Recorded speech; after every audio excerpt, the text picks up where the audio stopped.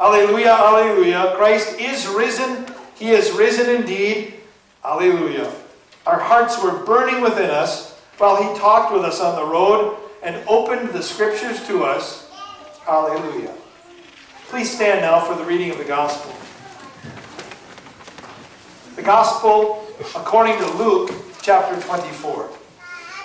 Glory be to you, Lord. This lesson also serves as our sermon text this morning. Now that same day, two of them were going to a village called Emmaus, about 7 miles from Jerusalem. They were talking with each other about everything that had happened. As they talked and discussed these things with each other, Jesus himself came up and walked along with them. But they were kept from recognizing him. He asked them, "What are you discussing together as you walk along?" They stood still, their faces downcast. One of them, named Cleopas, asked him, "Are you the only one visiting Jerusalem who does not know the things that have happened there in these days?" "What things?" he asked. "About Jesus of Nazareth," they replied. "He was a prophet, powerful in word and deed before God and all the people. The chief priests and our rulers handed him over to be sentenced to death, and they crucified him. But we had hoped that he was the one who was going to redeem Israel. And what is more, it is the third day since all this took place. In addition, some of our women amazed us. They went to the tomb early this morning, but didn't find his body. They came and told us they had seen a vision of angels who said he was alive. Then some of our companions went to the tomb and found it just as the women had said, but they did not see Jesus." He said to them, "How foolish you are, and how slow to believe all that the prophets have spoken. Did not the Messiah have to suffer these things and then enter his glory?" And beginning with Moses and all the prophets, he explained to them what was said in all the scriptures concerning himself. As they approached the village to which they were going, Jesus continued on as if he were going farther. But they urged him strongly, "Stay with us, for it's nearly evening. The day is almost over." So he went in to stay with them. When he was at the table with them, he took bread, gave thanks, broke it, and began to give it to them. And their eyes were opened, and they recognized him, and he disappeared from their sight. They asked each other, "Were not our hearts burning within us while he talked with us on the road and opened the scriptures to us?" They got up and returned at once to Jerusalem. They found the 11 and those with them assembled together and saying, "It is true, the Lord has risen and has appeared to Simon." Then the two told what had happened on the way and how Jesus was recognized by them when he broke the bread. This is the gospel of the Lord. Praise to you, O Christ. You may be seated. Grace and peace from God the Father and from Jesus Christ our Savior. Amen. You've heard the words of the sermon text already. I will be referring to it frequently during this sermon. So brothers and sisters, may God's peace be with you. Think about it. Does it ever seem to you like everything's going great in your life? Everything's just humming along smoothly? Maybe it's on the job. And it looks like you're going to get maybe a pay increase, maybe even a promotion. Or possibly it's in school. Everything's going along and you expect, I'll finish this year out. Everything's going just great. Or maybe it's in the sports world. You say, this is the year. They're going to do it, finally. They're going to go and win the championship. Everything's going along fine, and then, boom. It's just like the bottom falls out. Has that ever happened to you? I would guess it's happened to more than one of you, and maybe many times in your life. Everything seems good. And then it's not so good after all. Well, that's kind of how, you might say, Jesus' disciples felt on that first Easter. Should have been the best day of their lives. And you know, the week had started out, last week, the previous week had started out wonderful. Think of Palm Sunday. Jesus is finally getting the recognition that he deserves. Everything's going to go great. But then Friday morning dawned, and early in the morning already, Jesus was nailed to a cross. By evening, he was dead and buried. Oh, it just seemed like everything fell apart. This isn't the way it's supposed to be. Disappointment reigns. What hope is left? But that's just when we see that Jesus warms his disciples' hearts. He warms hearts that have been chilled by disappointment. But now they will be warmed with his reassuring word. The day that these events that Luke recorded were Easter Sunday. Probably in the afternoon. And actually, these words take place before the gospel that's normally read on the Sunday after Easter. So you kind of have to flip what you heard last Sunday's gospel and today's around a little bit in your mind. It's probably afternoon on that day, and two disciples of Jesus, not from the larger group called the apostles, the smaller group called the apostles, but from the larger group that followed him. These two disciples are walking home from Jerusalem to Emmaus. It's about 7 miles away. And on the way, you can imagine, it's just been a horrible weekend. Everything has gone wrong. Could anything have gone worse? And Luke tells us that as they were walking along, they were talking to each other about everything that had happened. Can you imagine their talk? They thoroughly discussed the events of the last few days, trying to understand them. What had happened even up to that very morning, what they had heard. And as they're walking along, they're so wrapped up in what they're talking about that they don't even notice somebody come walking up and joining them. We know who it was Jesus, but Luke tells us that their eyes were kept from recognizing him. Mark tells us that he had a different form. For whatever reason, for his own purposes, Jesus didn't want them to know who he was at this point. We might say, why not? Why, that could have warmed their hearts. But he had a specific purpose, a better plan. And so as he joins them, the two stood still. Their faces downcast. You can almost picture, can't you? Long faces, no hopes. The chill of disappointment and hurt was visible. Now, one of those two is named Cleopas. Now, that's all we know about him. We don't even know the name of the other, but Cleopas is the one who talks. And because Jesus had asked, what are you discussing as you walk along? Like he didn't have a clue what's been going on in town. Well, he asked that, and Cleopas turns to him and he says, are you the only one visiting Jerusalem who doesn't know the things that have happened there these days?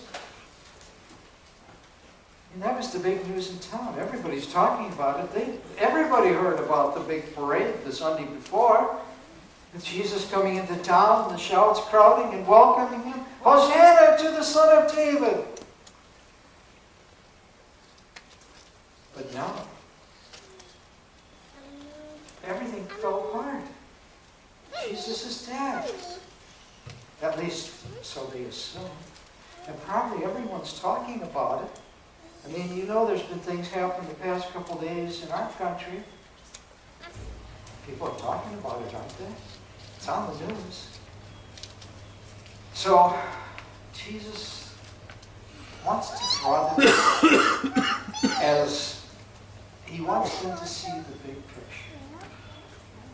He doesn't just want to right away say what's going on, but he wants to deal with their chilled hearts. And so he asks them, what things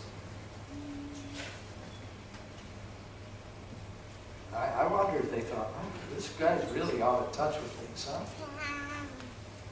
But they replied, Jesus of Nazareth. He was a prophet, powerful in word and deed before God and all the people.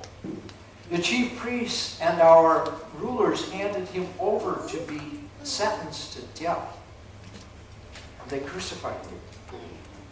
But we had thought that he was the one who was going to redeem Israel.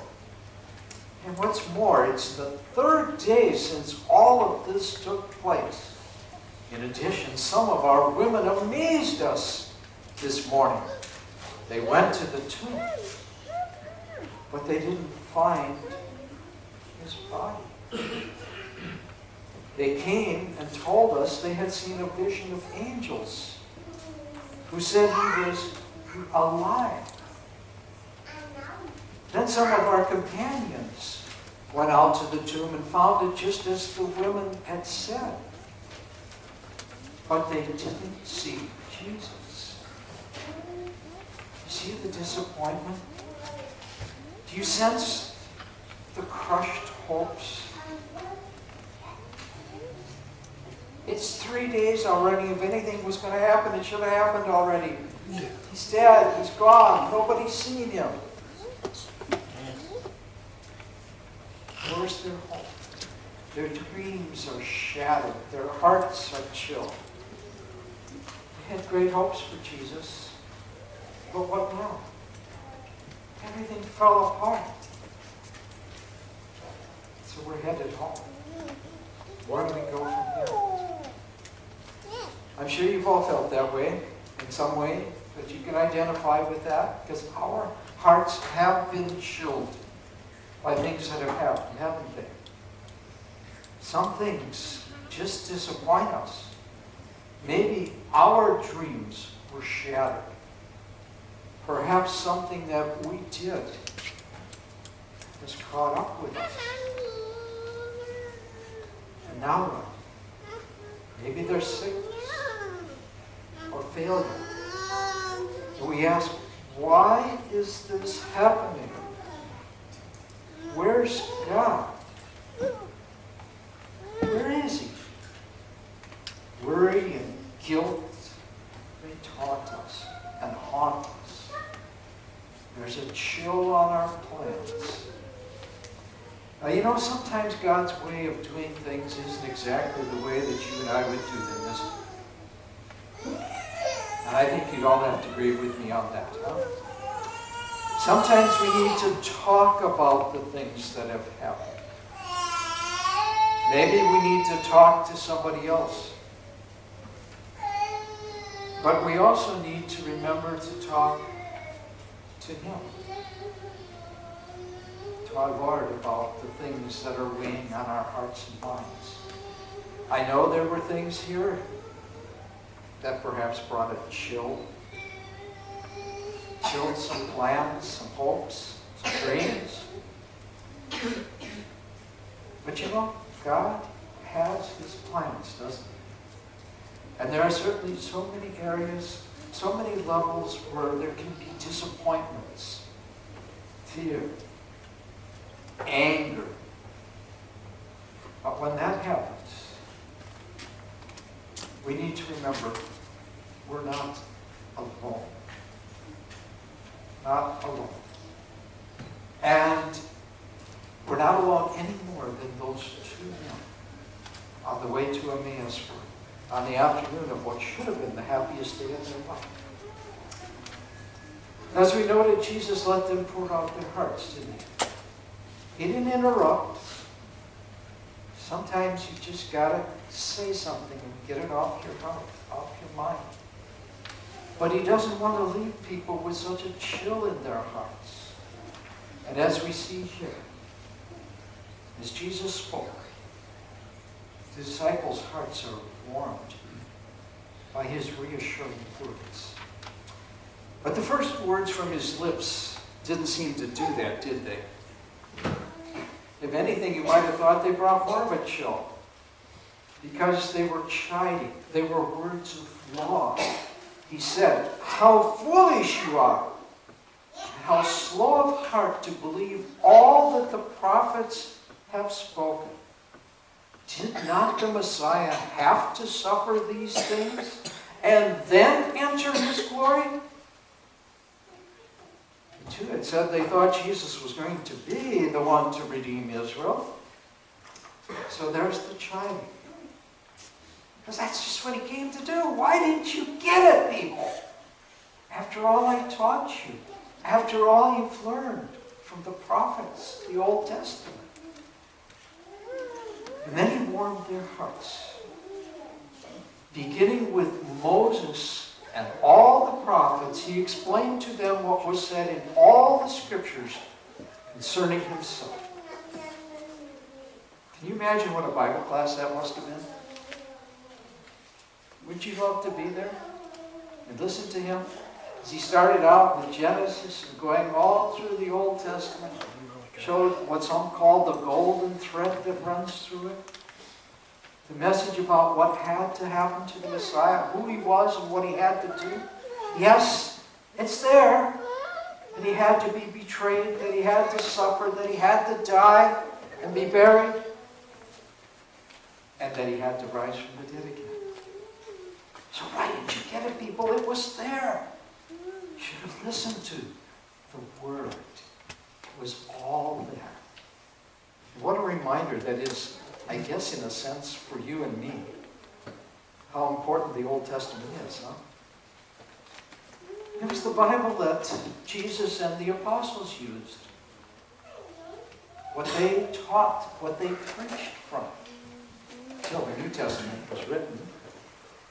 And as they continued walking, they're approaching now the village of Emmaus. That 7-mile walk's at an end. And Jesus pretends as if he's going to go on. I mean, he's not going to stay where he's not wanted. And they say, wait a minute, we got to get more of this. We want to hear more. Stay with us. It's almost evening. Night's soon to fall. Say, Travis not safe in the dark. I mean, they didn't have any flashlights. They didn't have any car lights. There were no street lights. Not safe. So stay with us. They urged him strongly. And they still didn't know who he was. But he accepted their invitation. And as they sat down at the table to eat, Jesus took the bread. He gave thanks.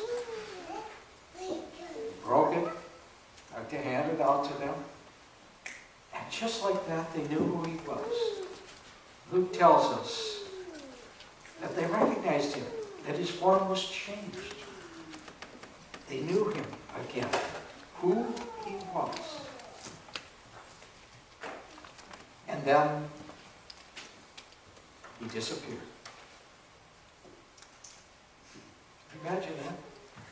They want more, and he's gone. His work was done. We see their reaction. They ask each other, were not our hearts burning within us while he talked with us on the road and opened the scriptures to us? Their hearts were warmed by his reassuring word. Now they knew that what had happened on Friday had to be. That's the way God planned it and how necessary it was. Things fell into place. They began to understand the scriptures and how Jesus had fulfilled all the prophecies in his passion, his death, and yes, his resurrection too. And their warmed hearts overflowed with joy. And that joy moved them to action. They got up at once and they returned to Jerusalem. Forget the fact they just walked 7 miles to come there. And then it's dark out. You can imagine that their feet hardly touched the ground on the 7 miles back to Jerusalem. They were so eager, so filled with joy, they had to share what they had learned. Jesus lives! He's risen from the dead. And when they got back, they found the 11. Actually, only 10. Thomas wasn't there, if you remember. But the others, and there were some others assembled with them. And they were greeted with the words, "It's true, the Lord has risen and appeared to Simon." And after they heard that good news, then they shared their own good news, the joy on what happened on the way to Emmaus, as Jesus warmed their hearts with his reassuring word, and how they recognized him when he broke the bread for supper. It's true that the hearts of all of them had been chilled by disappointment. Things hadn't gone the way they thought things should go. Their plans didn't turn out as they thought. But Jesus warmed their hearts with his reassuring word, and that joy was shared. They couldn't keep it to themselves. Now it's true that in our lives as individuals, family, a congregation, things don't always go the way we plan, do they? But maybe that's okay, huh? Because God's still in control. And that's important for us to know. We need to remember that he is in charge and he will make all things work for good. That he's promised to do. It's good to be reminded that God's word is true. And that it all points us to Jesus as our Savior and what he did for us. Yes, I'll agree, it would have been nice if we had Jesus' summary from that day. Would you pay for that if you could? I would. But it wasn't recorded, as he wants us, instead, each of us, to search the Scriptures. Not only the New Testament, but the Old Testament too. And from them to learn to know him and his wonderful will for us in our lives. The eternal glory that he has prepared for us, so that he can warm our hearts as he warmed his disciples' hearts that first Easter afternoon. May he warm our hearts as we read and study and remember the good news. Jesus is risen. Christ is risen. He is risen. May God grant us the privilege of knowing that and sharing that. Amen. Hallelujah, for our Lord God Almighty reigns. Let us rejoice and be glad and give him glory. Amen.